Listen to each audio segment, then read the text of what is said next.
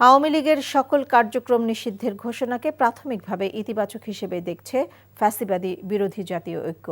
তবে অবিলম্বে জুলাই ঘোষণাপত্র ও নির্বাচনের আগে বিচারের সুনির্দিষ্ট রোডম্যাপের দাবিও জানান এই মঞ্চের অন্যতম সংগঠক ও জাতীয় নাগরিক পার্টি এনসিপির দক্ষিণাঞ্চলের মুখ্য সংগঠক হাসনাত আব্দুল্লাহ।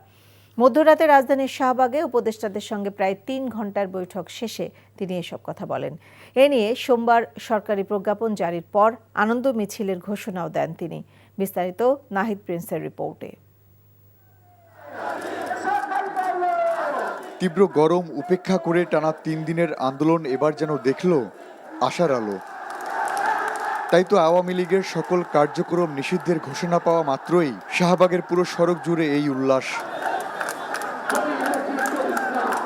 এ সময় ছাত্র জনতার সঙ্গে যোগ দেন ফ্যাসিবাদী বিরোধী জাতীয় ঐক্যের অন্যতম সংগঠক ও এনসিপি নেতা হাসনাত আব্দুল্লাহ, আক্তার হোসেন সহ আরও অনেকে। বলেন, অন্তর্বর্তী সরকারের নেওয়া সিদ্ধান্ত ইতিবাচক, তবে জুলাই ঘোষণাপত্রের সুনির্দিষ্ট রোডম্যাপ দিতে হবে।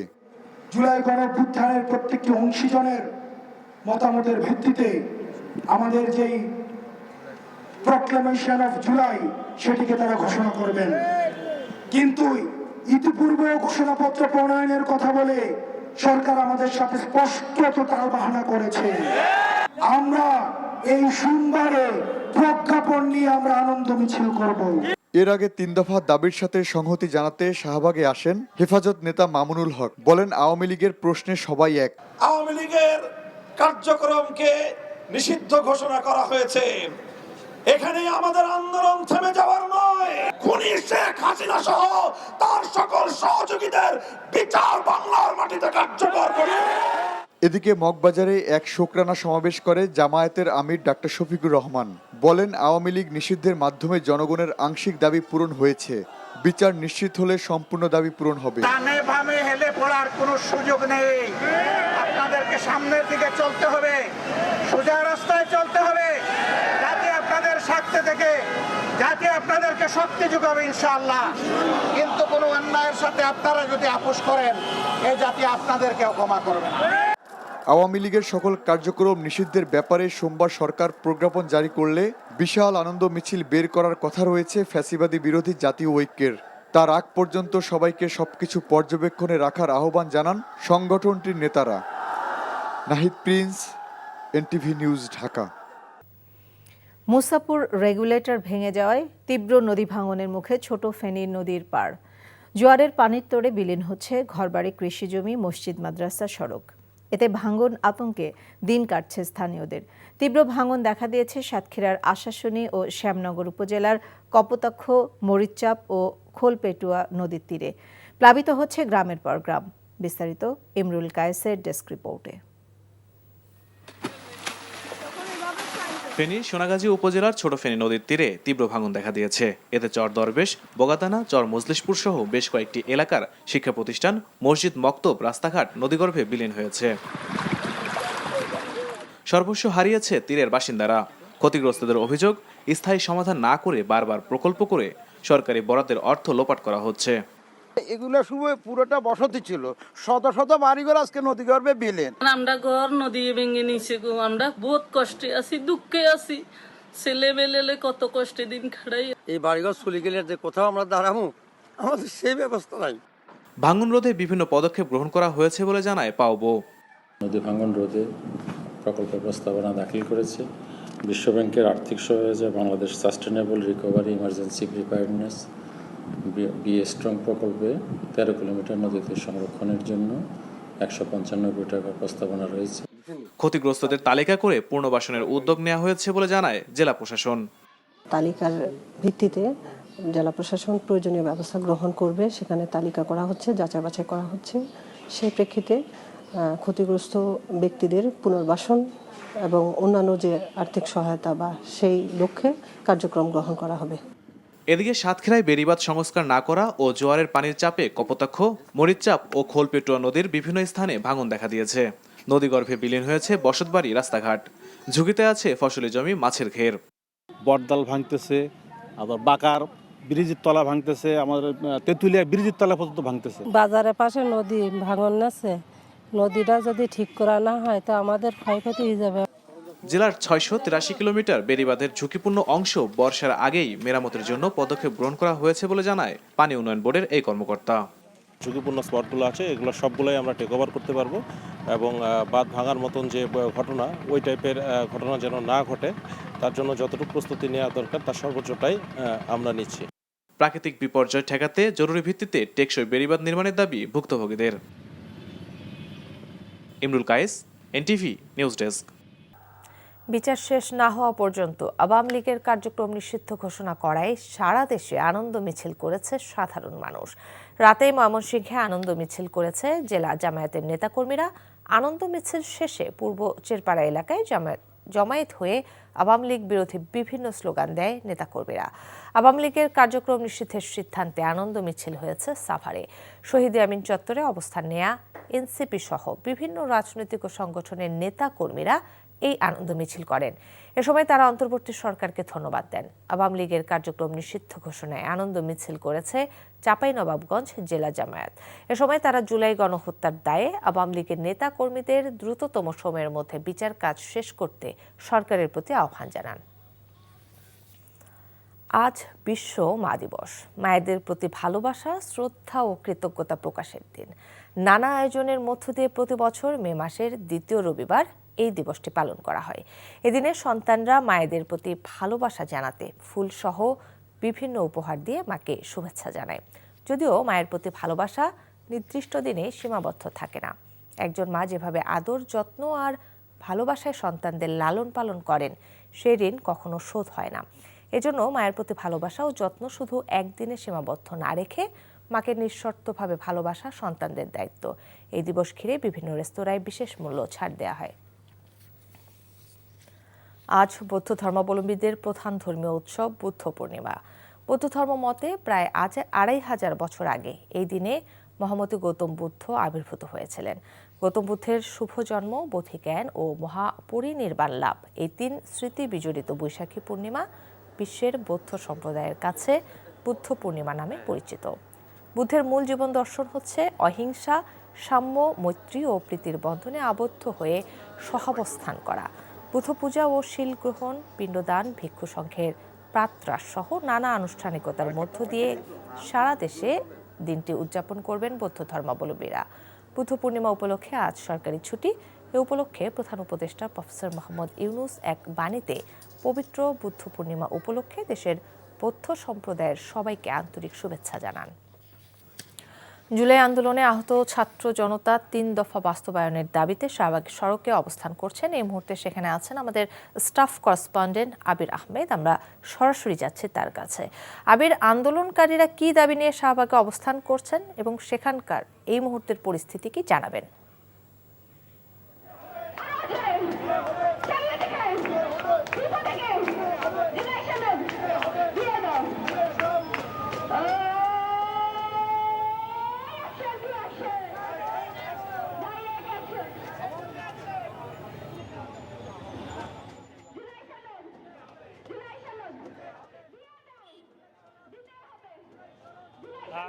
আওয়ামী লীগকে চিরতরে নিষিদ্ধ জুলাইয়ের সনদ বাস্তবায়ন এবং জুলাই আগস্টে যারা আহত হয়েছেন তাদের দ্রুত চিকিৎসার বাস্তবায়নের এই 3 দফা দাবিতে কিন্তু শাহবাগে অবরোধ করে আছেন জুলাই আগস্টে যারা আহত হয়েছেন তারা অভিযোগ করছেন যে গত 9 মাস হয়ে গেলেও এখন পর্যন্ত কিন্তু তাদের এই যে জুলাইয়ের যে বাস্তবায়ন সেটি হয়নি এবং যারা আহত রয়েছেন তাদের চিকিৎসা করা এখন পর্যন্ত হয়নি। তো এই মুহূর্তে দেখাচ্ছি যে শাহবাগের এই জায়গাতে তারা অবরোধ করে রয়েছেন। এতে এখানে যান চলাচল বন্ধ রয়েছে, তবে বৌদ্ধ পূর্ণিমার ছুটির দিন হওয়ায় যানবাহনের চাপ তুলনামূলক কিন্তু কম রয়েছে। অবরোধকারীদের যেটি অভিযোগ যে দীর্ঘদিন ধরে তারা শারীরিক অসুস্থ থাকলেও উন্নত চিকিৎসা পাচ্ছেন না। 9 মাস পার হয়ে গেলেও এখনও রাষ্ট্রীয় স্বীকৃতি থেকেও তারা বঞ্চিত। কেউ তাদের নাম ব্যবহার করে রাজনৈতিক সুবিধা নিচ্ছে বলেও অভিযোগ করেন তারা। এর আগে টানা 48 ঘন্টা আওয়ামী লীগ নিষিদ্ধের দাবিতে বিক্ষোভ করেন বিক্ষুব্ধ ছাত্র জনতা। এরপর আওয়ামী লীগকে নিষিদ্ধ না করলেও তাদের রাজনৈতিক কার্যক্রম নিষিদ্ধ করা হয় উপদেষ্টা পরিষদের বৈঠকে, যেটি গতকাল রাতে যে ঘটেছে, এরপরে মধ্যরাতে বিজয় মিছিল করে কিন্তু শাহবাগের এই জায়গা বিক্ষুব্ধ ছাত্র জনতা ত্যাগ করে, কিন্তু এরপরে কিন্তু জুলাই আগস্টে যারা আহত হয়েছেন তারা এখানে অবস্থান নেন। তারা বলছেন যে তাদের এই যে দাবি, জুলাই আগস্টের যে সনদ এবং দ্রুত চিকিৎসার যে দাবি, সেই দাবি আদায় না হওয়া পর্যন্ত কিন্তু তারা এই জায়গা ছাড়বেন না। কিছুক্ষণ আগে এখানে পুলিশ এসেছিল এই জায়গাতে তদারকি করতে, এবং পুলিশের ঊর্ধ্বতন কর্মকর্তা এখানে কিছুক্ষণ পরে আসার কথা রয়েছে। এখন পর্যন্ত তারা বলছেন যে দাবি আদায় না হওয়া পর্যন্ত এখানে তারা অবস্থান করবেন। তো শাহবাগ থেকে এটি ছিল আমার কাছে সর্বশেষ। দর্শক, শাহবাগে জুলাই আন্দোলনে আহতদের দাবির খবর জানছিলেন। দর্শক, রাজধানী জিয়া উদ্যান এলাকায় আছেন সিনিয়র করেসপন্ডেন্ট নিয়ামুল আজিজ সাদেক। যাচ্ছি তার কাছে। সাদেক, দাবদাহ নিয়ে আবহাওয়া অফিস কি বলছে? কবে নাগাদ বৃষ্টি হতে পারে? গরমে সাধারণ মানুষের কি অবস্থা আমাদের জানান।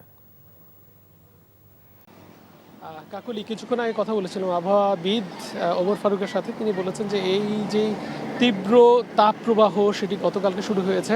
আপনি বলছিলেন যে বাংলাদেশের সর্বোচ্চ তাপ যেখানে রেকর্ড করা হচ্ছে সেটি হচ্ছে চুয়াডাঙ্গায় 42 ডিগ্রি সেলসিয়াস, আর গতকালকে কিন্তু ঢাকায় ছিল 41.2 ডিগ্রি সেলসিয়াস। তার মানে 1 ডিগ্রিরও কম কিন্তু ঢাকায় অনুভূত হচ্ছে। আর এটি যদি অনুভূতির কথা বলা হয় সেটি কিন্তু 45 ডিগ্রি সেলসিয়াস পর্যন্ত অনুভূত হচ্ছে। সুতরাং বোঝাই যাচ্ছে এখানে তীব্র তাপ প্রবাহ চলছে পুরো ঢাকা শহর জুড়ে। তবে যারা জীবিকার সন্ধানে বেরিয়েছেন তারা কিন্তু এই জায়গাগুলোতে ঘরে বসে থাকতে পারেননি, যেহেতু আজকে সরকারের ছুটির দিন। এরপরও আমরা অনেককে দেখেছি, বিশেষ করে ফুটপাথ থেকে শুরু করে যে ছোট ছোট দোকানগুলো আছে তারা কিন্তু এখানে এসছেন। আর আবহাওয়া অফিস যেটি বলেছে সেটি হচ্ছে যে আগামী মঙ্গলবার নাগাদ, অর্থাৎ আরও 2 দিন পরে কিন্তু বৃষ্টিপাতের একটি সম্ভাবনা আছে। সেই বৃষ্টিপাতের পরে কিন্তু ধীরে ধীরে তাপ প্রবাহ কিছুটা কমে আসবে। এখন যে তীব্র অনুভূতি হচ্ছে, বিশেষ করে 40 ডিগ্রির পরেই যে বলা হয় যে তীব্র তাপ প্রবাহ, সেটি কিন্তু ঢাকায় চলছে এবং সেটি কিন্তু অনেকটাই কমে আসবে বলে আমাদেরকে আবহাওয়াবিদ ওমর ফারুক জানিয়েছেন। তিনি বলেছেন যে মঙ্গলবার থেকে টানা 2 দিন বৃষ্টি হতে পারে। এই 2 দিন বৃষ্টিতে কিছুটা হলেও এই তাপ প্রবাহ কমে যাবে। তবে আপাতত আমরা ডাক্তারদের সাথে কথা বলেছি, তারা বলেছে সাধারণ মানুষ 12টা থেকে 2টা পর্যন্ত যেন এই ঘরের বাইরে বের না হয়। বিশেষ করে পিচ ঢালা পথ, এই কনক্রিটের শহর ঢাকা শহরে কিন্তু গাছপালা অনেক জায়গায় কিন্তু কম। আমি এখন যেখানে দাঁড়িয়ে আছি এখানে কিছুটা গাছপালা আছে, এখানে কিন্তু অসংখ্য মানুষ এসছে কিছুটা স্বস্তি নেওয়ার জন্য, যারা খেটে খাওয়া মানুষ। তো এই ছিল সর্বশেষ অবস্থা আসলে কাকলি। দর্শক, জানছিলাম ঢাকার তাপপ্রবাহের খবর। এবার চলে যেতে চাই রাজশাহীতে, সেখান থেকে সরাসরি যুক্ত হচ্ছেন সহকর্মী সম সাজু। সাজু, সকাল থেকে দাবদাহ কেমন দেখছেন এবং সাধারণ মানুষের মধ্যে এর প্রভাব কেমন পড়ছে?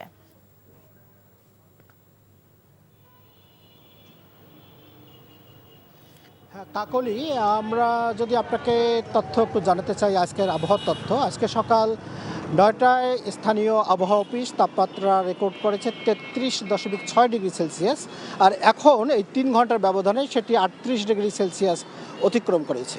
তো সর্বোচ্চ তাপমাত্রা গতকাল উঠেছিল এই মৌসুমে 40.7 ডিগ্রি সেলসিয়াস। অর্থাৎ গত 2 দিন থেকে আমরা যেটা লক্ষ্য করছি, রাজশাহীতে তীব্র দাবদাহ বিরাজ করছে। এবং সবচেয়ে যে বিষয়টি, যে এখানে খেটে খাওয়া মানুষ যারা, তারা পড়েছে চরম বিপাকে, বিশেষ করে রিক্সা চালক, ভ্যান চালক এবং অন্যান্য খেটে খাওয়া মানুষ।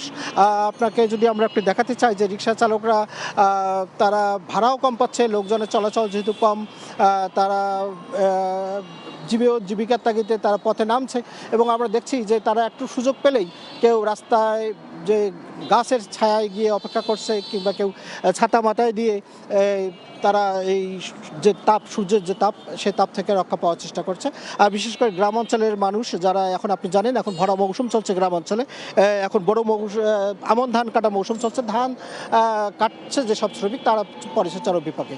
আর আমি রাজশাহী মেডিকেল কলেজ হাসপাতালে খোঁজ দিয়েছি, সেখানে প্রতিনিয়ত ডায়রিয়া সহ এই যে রোগের, গরমজনিত বিভিন্ন রোগের রোগীর সংখ্যা এখানে বাড়ছে। আমি চিকিৎসকদের সঙ্গে কথা বলছি, তারা বলছে যে এই বিশেষ সময়ে সতর্ক থাকতে হবে সবাইকে, বিশেষ করে বৃদ্ধ এবং শিশুদের বাড়তি যত্ন নিতে হবে। এবং চিকিৎসকরা বলছে যে খুব বেশি প্রয়োজন না হলে দুপুর 12টা থেকে বিকেল 4:30 পর্যন্ত তারা যেন কেউ ঘরের বাইরে না যায়, এবং একান্তই যদি প্রয়োজন হয় যেতে, তাহলে একটি কমপক্ষে ছাতা মাথা দিয়ে কিংবা একটি গামছা সাথে রাখার জন্য তারা পরামর্শ দিচ্ছে। এবং বিশেষজ্ঞরা, চিকিৎসকরা তারা বলছে যে রাস্তার পাশে যে শরবত বিক্রির ধুম পড়ে যায় এখন, বিশেষ করে খেটে খাওয়া মানুষ, তারা এই ঠান্ডা থেকে তৃপ্তির জন্য, একটু গরম থেকে একটু নিবারণের জন্য তারা শরবত খায়। এবং চিকিৎসকরা বলছে এইসব শরবত পরিহার করার জন্য তারা পরামর্শ দিচ্ছে, কারণ এইসব শরবত খেলে আরও ডায়রিয়া সহ নানা রোগ বাড়তে পারে বলে তারা আশঙ্কা করছে। কাকলি। ধন্যবাদ। দর্শক, জানছিলাম দাবদাহের খবর। ঢাকা এবং রাজশাহী থেকে যুক্ত হয়েছিলেন আমাদের সহকর্মীরা। বিএনপির স্থায়ী কমিটির সদস্য আমির খসরু মাহমুদ চৌধুরী বলেছেন, দেশে কোনো সংখ্যাগরিষ্ঠের রাজত্ব হবে না, বাংলাদেশ পরিচালিত হবে প্রত্যেক নাগরিকের অংশগ্রহণে। সকালে চট্টগ্রাম নগরীর নন্দনকান বৌদ্ধ মন্দির এলাকায় শোভাযাত্রার উদ্বোধনকালে তিনি এ কথা বলেন। আমির খসরু বলেন, রাজনীতিতে ভিন্নতা থাকলেও অপরের মতকে সম্মান জানাতে হবে। যুদ্ধ নয়, শান্তি চাই, বিশ্ব শান্তি ও মানবতার জন্য সম্প্রীতি প্ল্যাকার্ড বহন করে বৌদ্ধ ধর্মের অনুসারীরা বিভিন্ন সড়ক প্রদক্ষিণ করে। শোভাযাত্রাটি নগরীর বিভিন্ন সড়ক প্রদক্ষিণ করে আবার একই স্থানে এসে শেষ হয়।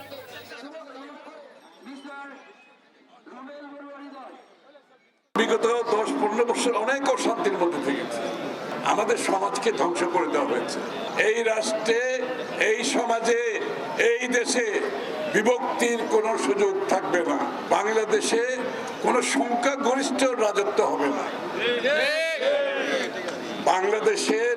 বাংলাদেশ পরিচালনা হবে প্রত্যেকটি নাগরিকের অংশগ্রহণের মাধ্যমে। চট্টগ্রামের আলোচিত শীর্ষ সন্ত্রাসী ছোট সাজ্জাদের স্ত্রী শারমিন আক্তার তামান্নাকে গ্রেফতার করেছে পুলিশ। পুলিশ জানায়, গতরাতে নগরীর বহত্তারহাটের বারুইপাড়া এলাকা থেকে সাজ্জাদের স্ত্রী তামান্নাকে গ্রেফতার করা হয়। বিস্তারিত পরে জানানো হবে। এর আগে 30 মার্চ চট্টগ্রামের বাকুলিয়া এক্সেস রোডে একটি প্রাইভেট কারে এলো পাতারি গুলি চালিয়ে দুজনকে হত্যার ঘটনায় সাজ্জাদ হোসেন ও তার স্ত্রী শারমিন আক্তার তামান্নার বিরুদ্ধে মামলা করা হয়। ছোট সাজ্জাদকে গ্রেফতারের পর তার স্ত্রী তামান্না সামাজিক যোগাযোগ মাধ্যমে ভিডিও বার্তায় তার স্বামীকে গ্রেফতারের ঘটনায় জড়িতদের ছাড় না দেওয়ার হুমকি দেয়, যা ব্যাপক সমালোচনার জন্ম দেয়। আওয়ামী লীগের রাজনীতি নিষিদ্ধের বিষয়ে সরকারের গেজেট প্রকাশের পর দলটি নিবন্ধন বাতিল নিয়ে সিদ্ধান্ত নেওয়া হবে বলে জানিয়েছেন প্রধান নির্বাচন কমিশনার এএমএম নাসির উদ্দিন। বর্তমান বাংলাদেশের চেতনা ও বাস্তবতা বিবেচনায় নিয়ে সিদ্ধান্ত নেওয়া হবে বলে জানিয়েছেন তিনি। সাংবাদিকদের সিইসি বলেন, গেজেট প্রকাশের পরেই কমিশনের বাকি সদস্যের সঙ্গে আলোচনা করে সিদ্ধান্ত নেওয়া হবে। সরকারের সিদ্ধান্ত যখন আমরা অফিসিয়ালি পাবো, গেজেট হোক বা সার্কুলার হোক, যেভাবে একটা পাবো, তো ওটা পাওয়ার পরে আমরা কালকে বসে, আমি তো একবার কোনো সিদ্ধান্ত নিই না, আমরা বসে কালকে একটা সিদ্ধান্ত নিব। পত্রিকা বা টেলিভিশনের রিপোর্টের ভিত্তিতে তো আর আমরা সিদ্ধান্ত নিতে পারি না, বুঝছেন না। কালকে যদি হয়ে যায় তাহলে কালকে আমরা বসে সিদ্ধান্ত নেব। জুলাই সনদ সে যে নামই হোক না কেন, তা বাস্তবায়নে রাজনৈতিক দলগুলোকে লিখিত চুক্তি করতে হবে বলে মন্তব্য করেছেন জাতীয় ঐকমত্য কমিশনের সহ সভাপতি অধ্যাপক আলী রিয়াজ। সংবিধান সংশোধন প্রস্তাবনা নিয়ে আয়োজিত আলোচনা অনুষ্ঠানে তিনি এমন মন্তব্য করেন। রাজধানী আন্তর্জাতিক মাতৃভাষা ইনস্টিটিউটে অনুষ্ঠিত এই আলোচনায় রাজনৈতিক দলের প্রতিনিধিরা ছাড়াও সংবিধান বিশেষজ্ঞরা অংশ নেন। আলোচনায় অংশ নিয়ে আইন উপদেষ্টা ডক্টর আসিফ নজরুল প্রধানমন্ত্রীর মেয়াদ কমানো নয়, প্রধানমন্ত্রীর আক্ষসম ক্ষমতা কমানোর পক্ষে মত দেন। আর বিএনপি স্থায়ী কমিটির সদস্য সালাউদ্দিন আহমেদ নতুন করে সংবিধান প্রণয়নের সাথে দ্বিমত পোষণ করে প্রয়োজনীয় সংশোধন করার উপর গুরুত্ব আরোপ করেন। শুধুমাত্র 2 মেয়াদ সলিউশন না, সবচেয়ে ইম্পর্টেন্ট একটা জিনিস, প্রধানমন্ত্রী ক্ষমতাটা কমায় দেন। ভারতে বলে যে রাষ্ট্রপতি ক্যাবিনেটের সিদ্ধান্ত অনুযায়ী, ক্যাবিনেটের পরামর্শ অনুযায়ী সিদ্ধান্ত নেবে, আর আমাদের এখানে রাষ্ট্রপতি প্রধানমন্ত্রী ক্ষমতা অনুযায়ী সিদ্ধান্ত নেবে। ফলে এই প্রধানমন্ত্রী ক্ষমতাটাকে অ্যাড্রেস করেন। মেয়াদটাও নির্দিষ্ট করা দরকার আছে, কিন্তু কনভিন্সিং আর্গুমেন্ট এস্টাবলিশ করতে হবে। আমাদের এখানে একটা মরাদরা হলেও তো একটা সংবিধান আছে, সেই সংবিধান রোগাক্রান্ত হয়েছে, সেই সংবিধান দলীয়করণ করা হয়েছে। সেই জন্যই তো আমরা এতগুলো সংস্কার কমিশন গঠনের মধ্য দিয়ে, সংস্কার প্রস্তাবে জাতীয় ঐকমত্য সৃষ্টির মধ্য দিয়ে একটা জায়গায় আসতে চাচ্ছি, যেগুলো সংবিধানে গ্রহণ করা হবে। জুলাই সনদ বলি, জাতীয় সনদ বলি, যেভাবেই বলি, সবচেয়ে বড় হচ্ছে রাজনৈতিক দলগুলোর কমিটমেন্ট থাকতে হবে। কমিটমেন্টটা বাইন্ডিং হতে হবে। নন বাইন্ডিং কমিটমেন্টের ব্যাপারে জনগণের আস্থা নেই। নন বাইন্ডিং কোন রকম জাতীয় সনদ শেষ পর্যন্ত জনগণের আস্থা অর্জন করবে না। রাজনৈতিক দল হিসেবে আওয়ামী লীগের কার্যক্রম নিষিদ্ধের সিদ্ধান্তকে স্বাগত জানিয়েছেন বিএনপি স্থায়ী কমিটির সদস্য সালাউদ্দিন আহমেদ। একই সাথে তিনি বলেন, নির্বাচনের রোডম্যাপ ঘোষণা নিয়ে বিলম্ব হলে সরকার বিব্রতকর অবস্থায় পড়তে পারে। এছাড়া দলের সিনিয়র যুগ্ম মহাসচিব রিজভী আহমেদ বলেন, বিভিন্ন মহল থেকে দেশে নির্বাচনের দাবি উঠলেও সরকার এ বিষয়ে নিশ্চুপ। রোববার রাজধানীতে পৃথক দুটি অনুষ্ঠানে এসব কথা বলেন তারা। মইদুল ইসলামের রিপোর্ট। শনিবার রাতে উপদেষ্টা পরিষদের বৈঠকে দেশে আওয়ামী লীগের সাংগঠনিক কার্যক্রম নিষিদ্ধের সিদ্ধান্তকে স্বাগত জানিয়ে বিএনপির স্থায়ী কমিটির সদস্য সালাউদ্দিন আহমেদ বলেন, বিএনপি অনেক আগে থেকেই প্রধান উপদেষ্টার কাছে এ দাবি জানিয়ে আসছে। তিনি বলেন, ফ্যাসিবাদী ও একটি সন্ত্রাসী দল হিসেবে আওয়ামী লীগের রাজনীতি দেশে থাকতে পারে না। দীর্ঘ কয়েক মাস আগে এই দাবিটা মাননীয় প্রধান উপদেষ্টার কাছে লিখিতভাবে প্রদান করেছিলাম যে আওয়ামী লীগকে গণহত্যা এবং মানবতা বিরোধী অপরাধের দায়ে আওয়ামী লীগকে রাজনৈতিক দল হিসেবে বিচারিক প্রক্রিয়ায় আনতে হবে, বিচারের আওতায় আনতে হবে। তখন মাননীয় প্রধান উপদেষ্টা যদি বিষয়টা আমলে নিতেন তাহলে হয়তো আজকে গতকালকে বা তার আগের দিন এই বিব্রতকর পরিস্থিতিতে সরকারকে পড়তে হতো না। দেরিতে হলেও অন্তর্বর্তীকালীন সরকার আইনি প্রক্রিয়ার মধ্য দিয়ে, সাংবিধানিক প্রক্রিয়ার মধ্য দিয়ে, একটা বিচারিক প্রক্রিয়ার মধ্য দিয়ে এই যে আওয়ামী লীগের বিচার নিশ্চিত করবে, এই ঘোষণা দেওয়ার জন্য আমরা স্বাগতম জানাই। এদিকে বৌদ্ধ পূর্ণিমা উপলক্ষে জাতীয় প্রেস ক্লাবের সামনে বৌদ্ধ সম্প্রদায়ের একটি অনুষ্ঠানে বিএনপির সিনিয়র যুগ্ম মহাসচিব রিজভী আহমেদ সরকারের কাছে প্রশ্ন তোলেন, সাবেক রাষ্ট্রপতি আব্দুল হামিদ কিভাবে দেশ ত্যাগ করলেন। এই হচ্ছে সাবেক রাষ্ট্রপতি, কারণ উনি ফ্যাসিবাদের প্রতিনিধি, উনি রাষ্ট্রপতি, কিন্তু উনি তো শেখ হাসিনার কথাই চলতেন। অতএব শেখ হাসিনার যা মাইন্ডসেট, যা মানসিকতা, উনারও তাই মানসিকতা, দুইজনের মধ্যে তো পার্থক্য হবে না। তাহলে সেই ব্যক্তি চলে গেলেন, তার তো লাল পাসপোর্ট আছে, এটা কি সরকার জানতো না? তার লাল পাসপোর্ট বাতিল করা হয়নি, এটা তো সরকার জানে। এটা কি এনএসআই ডিজিএফআই জানে না? তাহলে কি করে যেতে পারলো? বিভিন্ন মহল থেকে দ্রুত জাতীয় নির্বাচনের দাবি উঠলেও সরকার এ বিষয়ে অজানা কারণে নিশ্চুপ আছে বলে অভিযোগ করেন রিজভী আহমেদ। মইদুল ইসলাম, এনটিভি নিউজ, ঢাকা। রাজধানী সহ তীব্র তাপপ্রবাহ আরও 2 দিন থাকবে। মঙ্গলবার বৃষ্টি হলে তাপমাত্রা কমবে বলে জানিয়েছেন আবহাওয়া অফিস। এবছর মে মাসে তাপপ্রবাহ রেকর্ড ভেঙেছে বিগত বছরগুলোর তুলনায়। এত গরমে চরম সমস্যায় নিম্ন আয়ের মানুষ এবং শিশুরা। নিয়ামুল আজিজ সাদেকের রিপোর্ট। প্রকৃতির রুদ্ররূপ, উত্তপ্ত পরিবেশে তৃষ্ণার্ত পাখি শ্যামা কাকযুগলো যেন খুঁজছে একটু ছায়া। 41 ডিগ্রি পেরোনো তপ্ত নগরীতে অনেকে এসেছেন জীবনের তাগিদে। এখন আমার আজকে বিআরটিতে কাজ ছিল, এই জন্য আমি বের হয়েছি, নাইলে আমার এই গরমে বের হওয়ার কোনো দরকার ছিল না। গরম প্রচন্ড, সেটা বলার মতো না, কুলায় না, প্রচুর গরম। এই কয়েকদিন যাবতই তো অনেক গরম। পথ শিশুদের লেকের পানিতে উচ্ছলতা আর ছিন্নমূল মানুষের গা ভিজিয়ে নেওয়ার চেষ্টা রোদকে উপলক্ষ করে। সরকারি ছুটি আর প্রকৃতির বিরূপ রূপ যাই থাকুক না কেন, মানুষের এই ছুটে চলার পথে গাছের ছায়ায় খানিকটা স্বস্তি আনে। গরমের তাপে পানি পিপাসা লাগে, এখানে তো মনে করেন পানি টানি নাই কম, এখানে গ্যান্ডার চাহিদাটা বেশি। রোদে ভালো লাগতেছে না, রোদ বেশি বলে লোকজন কম বাড়ছে। প্রকৃতির এমন রুদ্র মূর্তিতেও থেমে নেই জীবন। শুটিংয়ের কাজে ব্যস্ত একদল মানুষ। আবহাওয়া অফিস জানিয়েছে, গরমের তীব্রতা বাড়ার কারণে সূর্যের লম্বালম্বী অবস্থান, এর পাশাপাশি বৈশ্বিক উষ্ণায়নের প্রভাব। সারা বিশ্বেই কিন্তু তাপমাত্রা বেশি ছিল এবং বলা হয় যে উষ্ণতম বছর ছিল গত বছর। খারাপভাবে কিরণ দিলে যে সূর্যের তাপটা সরাসরি এসে বাংলাদেশের উপর পড়ে, ফলে এই মে মাস বা জুন মাসে কিন্তু তাপমাত্রাটা বেশি থাকে বাংলাদেশের উপরে। চুয়াডাঙ্গায় শনিবার দেশের সর্বোচ্চ তাপমাত্রা ছিল 42 degree Celsius. Niamul Aziz Sadek, NTV news, Dhaka. দর্শক, এখন যাচ্ছি চুয়াডাঙ্গায়, সেখানে আছেন আমাদের স্থানীয় প্রতিনিধি রফিকুল ইসলাম। রফিক, চুয়াডাঙ্গায় গরমের তীব্রতা কেমন দেখছেন, আমাদেরকে জানাবেন।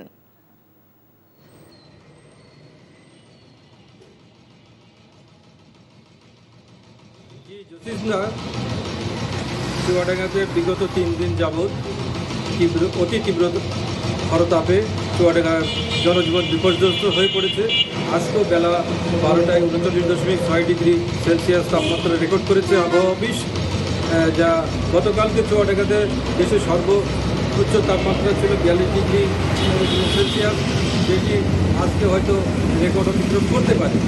এখন প্রচণ্ড গরম অনুভূত হচ্ছে, বিশেষ করে এই অঞ্চলের কৃষি প্রধান এলাকা। এই কৃষি প্রধান এলাকার কারণে এখানকার মানুষরাও শ্রমিক লেবার যারা আছে তারা খেটে খাওয়া মানুষ। এছাড়া যে সমস্ত মানুষ কাজের জন্য রাস্তায় বের হয়েছে, বিভিন্ন প্রতিষ্ঠানে গেছে, তারা সেখানে ভীষণ কষ্টের মধ্যে দিয়ে পরিশ্রম করে কাজ করছে। এছাড়া আমাদের এখানকার যে সমস্ত হসপিটালগুলো আছে উপজেলা পর্যায়ে এবং চুয়াডাঙ্গা সদর হসপিটাল সহ অন্যান্য হাসপাতালগুলোতে শিশু এবং ডায়রিয়া রোগীর সংখ্যা বেড়েছে, বয়স্ক মানুষদের সংখ্যা বেড়েছে। এই সমস্ত কারণে সেখানকার চিকিৎসকরা হিমশিম খাচ্ছে এই সমস্ত স্বাস্থ্যসেবা দিতে যেয়ে। তবে একটি কথা বলতেই হয়, প্রতি বছরে চুয়াডাঙ্গাতে এই বিশ্ব কর্কট ক্রান্তির কারণে আমাদের এই অঞ্চলে গরম এবং শীতের সময় শীত হয়। এটি শুধু এই অঞ্চলে বিগত দিন দিকে রেকর্ড পরিমাণ গরম পড়ছে। তবে এই বিষয়ে চুয়াডাঙ্গা, মেহেরপুর, কুষ্টিয়া, ঝিনাইদহ অঞ্চলের মানুষজন চরম একটা সংকটের মধ্যে দিয়ে দিন কাটছে। এই অবস্থায় সরকারের কাছে এই অঞ্চলের মানুষ একটা পরিকল্পনার কথা জানিয়েছেন। এই ছিল চুয়াডাঙ্গা থেকে সর্বশেষ। দর্শক, চুয়াডাঙ্গা থেকে জানছিলাম তাপমাত্রার খবর। জ্বালানি তেল বিক্রি কমিশন ন্যূনতম 7% করা সহ 10 দফা দাবি জানিয়েছে বাংলাদেশ পেট্রোল পাম্প ও ট্যাঙ্ক লরি মালিক ঐক্য পরিষদ। এ সময় তারা দাবি আদায়ে 12 দিনের আলটিমেটাম দেন। এর মধ্যে দাবি আদায় না হলে আগামী 25শে মে থেকে কর্মবিরতির ঘোষণাও দেন তারা। সকালে ঢাকা রিপোর্টার্স ইউনিটিতে এক সংবাদ সম্মেলনে এ ঘোষণা দেয় সংগঠনটি। এমন অবস্থায় তারা জ্বালানি তেলের ব্যবসা বন্ধ করে দেওয়ার সিদ্ধান্ত নিতে বাধ্য হবার কথা জানানো হয়। তবে শেষ সুযোগ হিসেবে আগামী 24 মে পর্যন্ত সময় দিয়ে সরকারকে সব দাবি পূরণের জন্য অনুরোধ জানানো হয়েছে। দাবি মানা না হলে 25 মে ভোর 6টা থেকে দুপুর 2টা পর্যন্ত প্রতীকী কর্মবিরতির ডাক দেওয়া হয়েছে, যার আওতায় সারা দেশের সব পেট্রোল পাম্প ও ট্যাঙ্ক লরি চলাচল বন্ধ থাকবে। তবে হজ ও আন্তর্জাতিক ফ্লাইটের তেল সরবরাহ চালু থাকবে। চুয়াডাঙ্গার জীবননগর উপজেলার সীমান্ত দিয়ে বাংলাদেশে অবৈধভাবে অনুপ্রবেশের দায়ে 14 জনকে আটক করেছে বিজিবি। ভোর 4:30টার দিকে মহেশপুর 58 ব্যাটালিয়নের অধীন জীবননগর বিওপির হাবিলদার মোহাম্মদ মনোয়ার হোসেনের নেতৃত্বে বিজিবি সদস্যরা অভিযান চালিয়ে এদেরকে আটক করেন। আটককৃতদের মধ্যে 2 শিশু ও 3 নারী রয়েছে। বিজিবি জানায়, প্রাথমিক জিজ্ঞাসাবাদে আটককৃতরা নিজেদেরকে বাংলাদেশি বলে দাবি করেছে। তারা বলেছে 6 মাস আগে বিভিন্ন সীমান্ত দিয়ে ভালো কাজের আশায় ভারতে প্রবেশ করেছিল তারা, এবং কাজ না পেয়ে এখন তারা দেশে ফিরেছে। আটককৃতদের জীবননগর থানায় সোপর্দ করা হয়েছে। সারা দেশে পালিত হচ্ছে বৌদ্ধ সম্প্রদায়ের সবচেয়ে বড় ধর্মীয় উৎসব শুভ বুদ্ধি পূর্ণিমা। সকালে রাঙামাটি শহরের সংঘরাম বৌদ্ধ বিহারে ছিল নানা ধর্মীয় আনুষ্ঠানিকতা। প্রদীপ প্রজ্বলন শেষে নিজেদেরকে সমর্পণ করা হয় বুদ্ধের চরণে। পরে বর্ণাঢ্য শোভাযাত্রা বের হয়। সকাল থেকে খাগড়াছড়ির বিভিন্ন বৌদ্ধ বিহারে উৎসব মুখর পরিবেশ চলছে, আচার অনুষ্ঠান। ফুলসহ নানা সামগ্রী নিয়ে বিহারে বিহারে জড়ো হন বৌদ্ধ ধর্মাবলম্বী নারী, পুরুষ ও শিশুরা। বান্দরবানের ধর্মীয় ভাবগাম্ভীর্যের মধ্য দিয়ে বুদ্ধ পূর্ণিমা পালিত হচ্ছে। সকাল থেকে বান্দরবানের রাজগুরু বৌদ্ধ বিহার, কেন্দ্রীয় বৌদ্ধ বিহার ও করুণাপুর বৌদ্ধ বিহারে নানা আয়োজন ছিল। সিলেট নগরীর দরগা গেট এলাকা থেকে শোভাযাত্রাটি বের হয়ে শহীদ মিনারে শেষ হয়। এছাড়া মুন্সিগঞ্জ ও পটুয়াখালীতে নানা আনুষ্ঠানিকতার মধ্য দিয়ে পালিত হচ্ছে শুভ বুদ্ধ পূর্ণিমা। দেশে বর্তমানে পর্যাপ্ত লবণের মজুদ রয়েছে উল্লেখ করে শিল্প মন্ত্রণালয়ের সচিব মোহাম্মদ ওবায়দুর রহমান বলেন, চাষিদের ক্ষতিগ্রস্ত করে এবছর লবণ আমদানি করবে না সরকার। দুপুরে কক্সবাজার জেলা প্রশাসনের সম্মেলন কক্ষে লবণ উৎপাদন পরিস্থিতি নিয়ে আয়োজিত এক সভায় তিনি একথা বলেন। কোরবানির ঈদে চামড়া শিল্পের জন্য লবণের সংকট হবে না বলেও জানান তিনি। সাংবাদিকদের প্রশ্নের জবাবে শিল্প মন্ত্রণালয়ের সচিব বলেন, সরকার লবণ চাষিদের কল্যাণে নানামুখী পদক্ষেপ নিচ্ছে। দেশের লবণ শিল্পের স্বার্থে একটি নীতিমালা প্রণয়ন করা হবে। জিআই পণ্য হিসেবে সদ্য স্বীকৃতিপ্রাপ্ত মাগুরার হাজরাপুরি লিচু নিয়ে 2 দিন ব্যাপী মেলার আয়োজন করা হয়। দুপুরে মাগুরা সদর উপজেলায় লিচু পল্লী হিসেবে পরিচিত হাজরাপুর ইসাখাদা এলাকায় চাষিদের নিয়ে লিচু সংগ্রহ মৌসুমের উদ্বোধন করেন জেলা প্রশাসক মোহাম্মদ ওহিদুল ইসলাম। হাজরাপুরি লিচুকে জিআই পণ্য হিসেবে স্বীকৃতি দেওয়ায় আন্তর্জাতিক বাজারে মাগুরার লিচু রপ্তানির সম্ভাবনা তুলে ধরা হয় এই মেলায়। সদরের হাজরাপুর, ইসাখাদা সহ 15টি গ্রামে 750 হেক্টর জমিতে 28 1,462টি লিচু গাছ থেকে এবছর প্রায় 100 কোটি টাকার লিচু বিক্রির সম্ভাবনা রয়েছে। উৎসবমুখর পরিবেশে চলছে বাংলাদেশ তৈরি পোশাক রপ্তানিকারকদের সংগঠন বিজিএমইএ এর নির্বাচনী প্রচারণা। নির্বাচনকে সামনে রেখে বিজিএমইএ এর অন্তর্ভুক্ত শিল্প মালিকদের দ্বারে দ্বারে ভোট প্রার্থনা ও দোয়া নিতে ঢাকা, নারায়ণগঞ্জ সহ বিভিন্ন শিল্প প্রতিষ্ঠান চষে বেড়াচ্ছেন প্রার্থীরা। সকাল থেকে বিকেল পর্যন্ত সম্মিলিত পরিষদের নেতা আবুল কালাম এবং বিজিএমইএ এর সাবেক সভাপতি ও সম্মিলিত পরিষদের সভাপতি কাজী মনিরুজ্জামান মনিরের নেতৃত্বে নারায়ণগঞ্জের শিল্প অঞ্চল বিসিক ও তৈরি পোশাক শিল্প মালিকদের আরেকটি সংগঠন বিকেএমইএ এর কার্যালয়ে ভোটারদের সাথে কুশল বিনিময় করেন এবং ভোট চান। আগামী 31শে মে বিজিএমইএ এর নির্বাচন অনুষ্ঠিত হবে। এই বিকেএমইএ এবং বিজিএমইএ এই দুটি সংগঠন আজকে এই পোশাক শিল্পকে রক্ষা করার দায়িত্ব নিতে হবে, কারণ এই পোশাক শিল্প জাতীয় অর্থনীতির লাইফলাইন। এই অর্থনীতির লাইফলাইনকে যদি আমরা বাঁচাতে না পারি, জাতীয় অর্থনীতি বিপর্যস্ত হবে। এই জার্নিতে আপনার যত উন্নয়ন দেখতে পাচ্ছেন সবগুলো উন্নয়ন কিন্তু আমাদের এই সম্মিলিত পরিষদের নেতৃবৃন্দের দ্বারাই প্রতিফলিত হয়েছে। গাজীপুরের কাশিমপুরে শ্রমিক আন্দোলনের জেরে একটি পোশাক কারখানা অনির্দিষ্টকালের জন্য বন্ধ ঘোষণা করা হয়েছে। কাশিমপুরের সুরাবাড়ি এলাকার মার্ক সোয়েটার লিমিটেড কারখানায় কর্মরত শ্রমিকরা সকালে কারখানা গেটে গিয়ে অনির্দিষ্টকালের জন্য বন্ধের নোটিশ দেখতে পেয়ে ক্ষুব্ধ হয়ে বিক্ষোভ করে। তবে পরিস্থিতি স্বাভাবিক রয়েছে। ওই কারখানা এলাকায় আইনশৃঙ্খলা বাহিনীর সদস্য মোতায়েন রয়েছে। সাভারের সরকারি পশু খাদ্য তৈরি কারখানায় 2 আনসার সদস্যকে রশি দিয়ে বেঁধে দুর্ধর্ষ ডাকাতির ঘটনা ঘটেছে। কারখানাটির দায়িত্বে থাকা প্রাণী সম্পদ কর্মকর্তা ডাক্তার মোহাম্মদ আলমগীর হোসেন বলেন, ভোরে কারখানাটিতে একদল মুখোশধারী ডাকাত অস্ত্রে শস্ত্রে সজ্জিত হয়ে ভেতরে প্রবেশ করে প্রথমে সিসি ক্যামেরা ভেঙে ফেলে। এরপর নিরাপত্তার দায়িত্বে নিয়োজিত থাকা 2 আনসার সদস্যকে রশি দিয়ে বেঁধে অফিস রুমের কম্পিউটার, জেনারেটরের ব্যাটারি ও কেবল সহ প্রায় 9 লাখ টাকার মালামাল লুটে নিয়ে যায়। এই ঘটনায় আনসার বাহিনীর পক্ষ থেকে 3 সদস্যের একটি কমিটি গঠন করা হয়েছে। চিকিৎসা ব্যয় কমানোর দাবিতে কুষ্টিয়ায় মানববন্ধন করেছে সম্মিলিত পেশাজীবী পরিষদ। সকালে শহরের কলেজ মোড় এলাকায় সম্মিলিত পেশাজীবী পরিষদ কুষ্টিয়া জেলা শাখার উদ্যোগে মানববন্ধনে বক্তারা বলেন, বর্তমানে দেশের স্বাস্থ্য খাতে রোগীদের সঙ্গে সবথেকে বেশি প্রতারণা করা হচ্ছে। চিকিৎসক ফিস ও ডায়াগনস্টিক সেন্টারে বিভিন্ন পরীক্ষা নিরীক্ষার খরচ ইচ্ছামতো বৃদ্ধি করা হয়েছে, যা একজন নিম্ন আয়ের মানুষের বেঁচে থাকা দায় হয়ে পড়েছে। এসবের প্রতিবাদেই মানববন্ধনের আয়োজন করা হয়। দেশের প্রত্যন্ত এলাকায় আশঙ্কাজনক হারে চর্মরোগীর সংখ্যা বাড়ছে বলে জানিয়েছেন বিশেষজ্ঞ চিকিৎসকরা। বাংলাদেশ একাডেমি অফ ডার্মাটোলজির ডাক্তার সেকান্দার শাহ ফাউন্ডেশন চট্টগ্রামের হাটহাজারীর ধলই ফেদাই চৌধুরী নুরানি মাদ্রাসা মিলনায়তনে ফ্রি চিকিৎসা ক্যাম্প শেষে চিকিৎসকরা এসব কথা বলেন। চিকিৎসকরা বলেন, এসব রোগ থেকে রেহাই পেতে সচেতনতা তৈরি জরুরি। ব্যতিক্রমধর্মী এ আয়োজনে 300 জনেরও বেশি রোগীকে বিনামূল্যে চিকিৎসা সেবা ও ওষুধ প্রদান করা হয়। মেঘনা নদী থেকে বালু উত্তোলনের প্রতিবাদে মানববন্ধন করেছে এলাকাবাসী।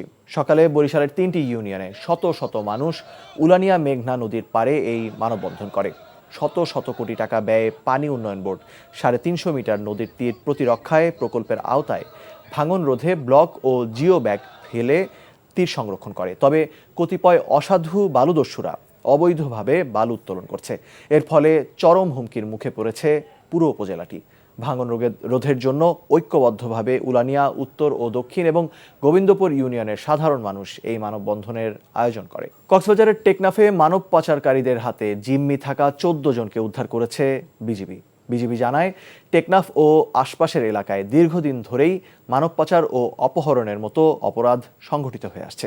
এসব অপরাধ দমনে নিয়মিত অভিযান চালানো হচ্ছে। এ সময় উত্তর লম্বরী এলাকার সাইফুল ইসলামের বাড়িতে অভিযান চালিয়ে জিম্মি করে রাখা 14 জনকে উদ্ধার করা হয়। এই ঘটনায় জড়িতদের বিরুদ্ধে আইনগত ব্যবস্থা নেওয়া হবে বলে জানায় বিজিবি। নতুন করে সংবিধান লেখার বদলে প্রয়োজনীয় সংশোধনীর পক্ষে বিএনপি, যদিও এনসিপি বলছে নতুন সংবিধান না হলে নতুন বাংলাদেশ গড়াও হবে না। আর জামাত চায় সবার আগে ব্যক্তি এবং দলের মধ্যে সংস্কার। এই প্রসঙ্গে আইন উপদেষ্টা বলেছেন, নতুন সংবিধান প্রণয়ন সময় সাপেক্ষ, সব সমাধান সংবিধানে না খুঁজে প্রয়োজনীয় আইনের সংশোধনী করা যেতে পারে। নাগরিক কোয়ালিশনের এক আলোচনায় জাতীয় ঐকমত্য কমিশনের সদস্যরা বলেছেন, জুলাই সনদে রাজনৈতিক দলগুলো লিখিত প্রতিশ্রুতি না দিলে রাষ্ট্র সংস্কার ব্যর্থ হবে। রিপোর্ট মুকসিমুল হাসানের। চব্বিশের গণ অভ্যুত্থানের মধ্য দিয়ে সৃষ্ট জন আকাঙ্ক্ষার প্রেক্ষিতে রাষ্ট্রের গণতান্ত্রিক কাঠামো সংস্কারের লক্ষ্যে গঠিত নতুন প্ল্যাটফর্ম নাগরিক কলিশন। সংগঠনটি আন্তর্জাতিক মাতৃভাষা ইনস্টিটিউটে সংবিধান সংস্কারে 7টি প্রস্তাব তুলে ধরে, যার মধ্যে রয়েছে সংসদ হবে দ্বিকক্ষ বিশিষ্ট, উচ্চকক্ষের এমপি নির্বাচিত হবে নিম্নকক্ষের প্রাপ্ত ভোটের অনুপাতে, 2 মেয়াদের বেশি কেউ প্রধানমন্ত্রী হতে পারবেন না। এছাড়া সাংবিধানিক নিয়োগ, তত্ত্বাবধায়ক সরকার ব্যবস্থা, জুলাই সনদের কথা উল্লেখ করা হয়েছে প্রস্তাবে। আলোচনায় অংশ নিয়ে জাতীয় ঐকমত্য কমিশনের সদস্যরা বলেন, সংস্কারের উদ্যোগকে কার্যকর করতে হলে প্রয়োজন রাজনৈতিক ঐক্যমত। জুলাই সনদ বলি, জাতীয় সনদ বলি, যেভাবেই বলি, সবচেয়ে বড় হচ্ছে রাজনৈতিক দলগুলোর কমিটমেন্ট থাকতে হবে। কিন্তু নন বাইন্ডিং জাতীয় সনদ শেষ পর্যন্ত জনগণের আস্থা অর্জন করবে না। আমলাতন্ত্রের ওনারশিপ ছাড়া কোনো অবস্থায় সম্ভব না। আমলাতন্ত্রের মধ্যে থেকেই সবচেয়ে বড় রেজিস্ট্যান্স আসবে এগেইনস্ট রিফর্ম। এগুলো মৌলিক সংস্কারের জন্য অত্যন্ত গুরুত্বপূর্ণ, যাতে আবার স্বৈরাচারের আবির্ভাব না ঘটে। তাই জনগণের মতামত ব্যক্ত করা, জনগণকে সোচ্চার হওয়া, জনগণের দাবি তোলা আজকে গুরুত্বপূর্ণ। সংবিধান সংশোধন নাকি পুনর্লিখন, কোন পথে সমাধান, এ নিয়ে কথা বলেন আইন উপদেষ্টা। নতুন সংবিধান প্রণয়ন হতে বহুদিন লাগতে পারে। এখন এই জন্য আমি 72 সংবিধান কন্টিনিউ করব। তো নতুন সংবিধান প্রণীত না হওয়া পর্যন্ত এই 2-3 বছরের জন্য তারা যখন জাতীয় সংসদ হিসাবে কাজ করবে, তখন তারা সংসদের কিছু ফান্ডামেন্টাল অ্যামেন্ডমেন্ট আনবে। তবে সংবিধান সংস্কার ইস্যুতে রাজনৈতিক দলগুলোর অবস্থান ভিন্ন ভিন্ন। এখন রিরাইটিং নয়, নতুন প্রণয়ন নয়, সংবিধান সংশোধনের মাধ্যমে একই কাজটা করা যায়। যদি এটা ন্যাশনাল কনসেনসাস সৃষ্টি হয়, সেটাই তো আপনারা নতুন সংবিধান আনবেন এবং সেই জিনিসটাকে রিরাইটিং করবেন। সেই একই জিনিসটা সংশোধনের মাধ্যমে আসলে অসুবিধা তো নেই। আমরা যদি নতুন সংবিধান তৈরি করতে না পারি, তাহলে আসলে এটাকে আর নতুন বাংলাদেশ বলার প্রয়োজন নেই। কারণ আমরা পুরনো বন্দোবস্তে, পুরনো সংবিধানে আস্থা রাখতেছি। আমরা বলতেছি যে সংবিধান রোগাক্রান্ত হয়ে গেছে, কিন্তু সেই রোগাক্রান্ত রোগীকে আমাকে আরো ইনজেকশন দিয়ে দিয়ে বাঁচিয়ে রাখতে হবে। কিন্তু আমার সামনে সুযোগ আছে যে এটাকে নতুন করে তৈরি করার। আর একই সাথে সংস্কারের ঐক্যমত আসলে আমরা কিন্তু নির্বাচনের জন্য আর কারো কোনো আপত্তি থাকার কথা না।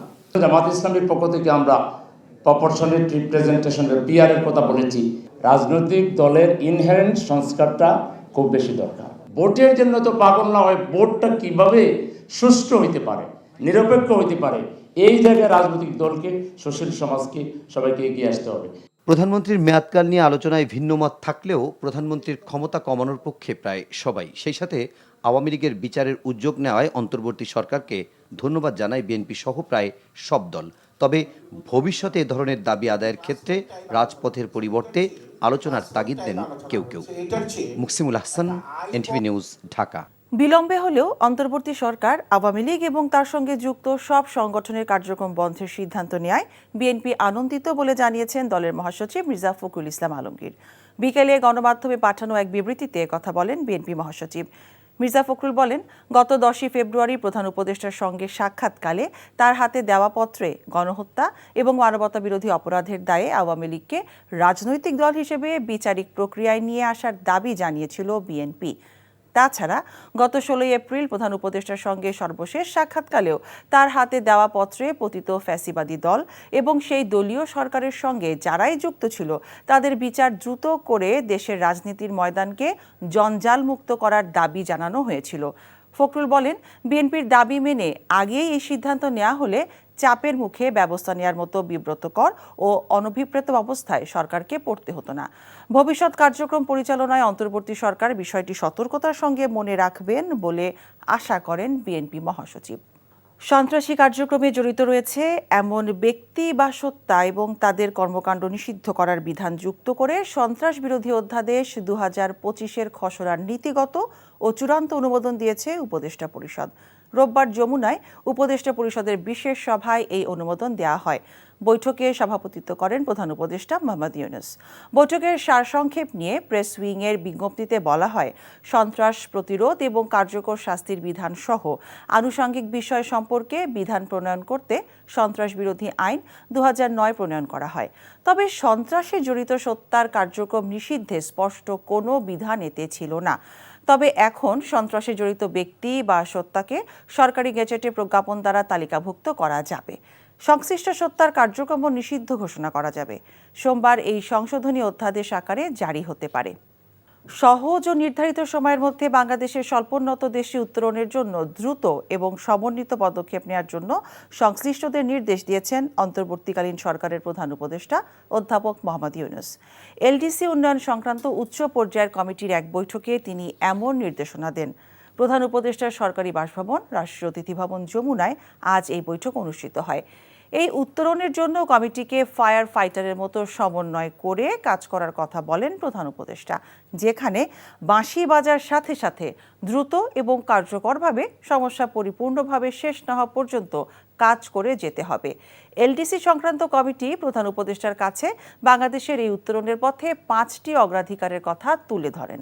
সেগুলো হলো বিনিয়োগের জন্য সকল এজেন্সির সমন্বয়ে একটি সংস্থা তৈরি করা, জাতীয় ট্যারিফ পলিসি 2023 এবং জাতীয় লজিস্টিক্স পলিসি 2024-এর সঠিক বাস্তবায়ন, সাভার ট্যানারি পল্লীতে ইটিপি স্থাপন এবং মুন্সিগঞ্জের গজারিয়ায় রসায়ন পল্লীর পূর্ণ গতিতে কার্যক্রম শুরু করা।